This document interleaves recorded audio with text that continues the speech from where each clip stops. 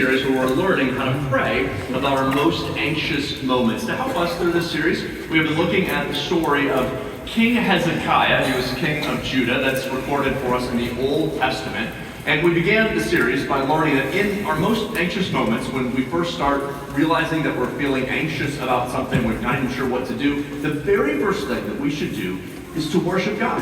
And when we pray, it just helps to bring a sense of calm about the anxiousness that we are experiencing. And the reason for that is because how things have been is not one of Hezekiah's ancestors, King David, who had an opportunity to acquire a bunch of chariots and a bunch of horses, and he didn't do it.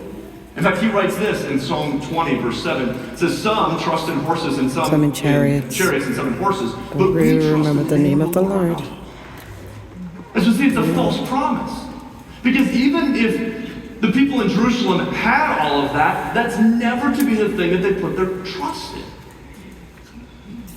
But then, after building on what is true and what is a misrepresented truth, and then a little bit of a false promise, now here comes the lie. And the lie is the last thing that the field commander says when he says, God.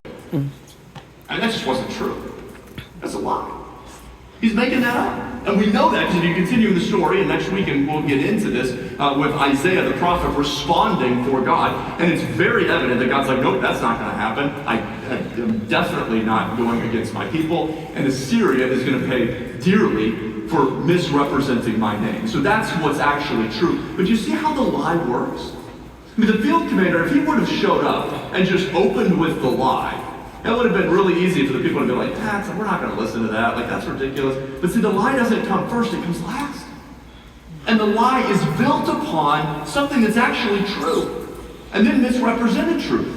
And then this false promise, and then the lie. And the idea that the anxious voice or the enemy of our soul wants to do is it takes the lie, but it wraps it into all of this other stuff, so we ingest it and start believing it, and we don't even realize it.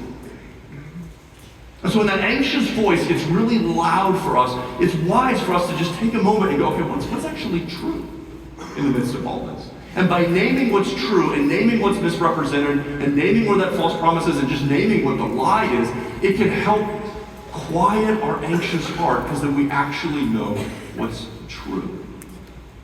So in our own life, what's true is that your sales numbers are down this quarter. That's true. What's a misrepresentation of the truth is that your boss has been at a bunch of meetings and she just seems a little distant from you. And so now you're starting to think that maybe she's planning to get rid of you and maybe there's going to be a restructuring and you're going to lose your job. And that's just misrepresented.